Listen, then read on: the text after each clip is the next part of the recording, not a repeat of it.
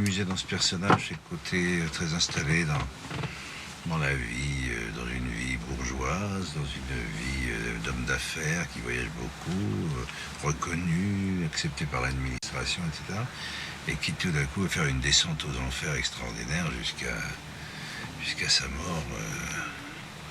Tout ça par cupidité, quoi, par appât du gain et par non-respect de la parole donnée, même si cette parole donnée est donnée à deux gangsters qui ne sont pas d'une moralité extraordinaire. Et derrière tout ça, il y a des personnages qui ont une humanité, qui ne sont pas tous d'une pièce. Et ce scénario, par rapport à ce qu'on voit aujourd'hui, dans le cinéma français, tenait une place tout à fait honorable. Et j'ai eu envie de tourner, et puis j'ai eu envie de retrouver Jacques, pour toutes les raisons que je viens d'expliquer. Et j'espère que ce sera non seulement un bon film, un film qui rencontrera le public. Le film, ça se fait pas tout seul, ça se fait avec une équipe. Alors là, il a une équipe très dévouée, parce qu'il leur demande le maximum, mais il a une équipe de comédiens formidables. Et j'aimais beaucoup Eddie Mitchell comme chanteur, je connaissais pas tout. J'aimais beaucoup Eddie Mitchell comme cinéphile, et là, je l'aime beaucoup comme partenaire. Avec le magnifique Jean-Michel Dupuis,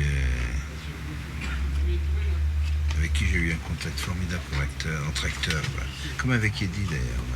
Ce sont des hommes qui ont des tas de choses, des tas d'arrière-plan dans leur jeu, qui sont généreux dans l'échange avec le partenaire, qui s'investissent dans la situation, dans l'histoire et tout. Donc, Depuis combien de jours elle avait disparu? J'en sais rien, j'étais absent. Il y a une belle distribution, il y a Balmer, bien sûr, qui revient. C'est une des caractéristiques de Brel de cultiver aussi la fidélité.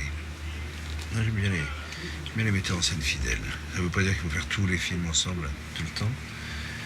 Et quand on a travaillé avec quelqu'un qui on s'est bien entendu, c'est agréable de le retrouver, même 5-10 ans plus tard, 15 ans plus tard, sur une autre expérience, sur un autre travail.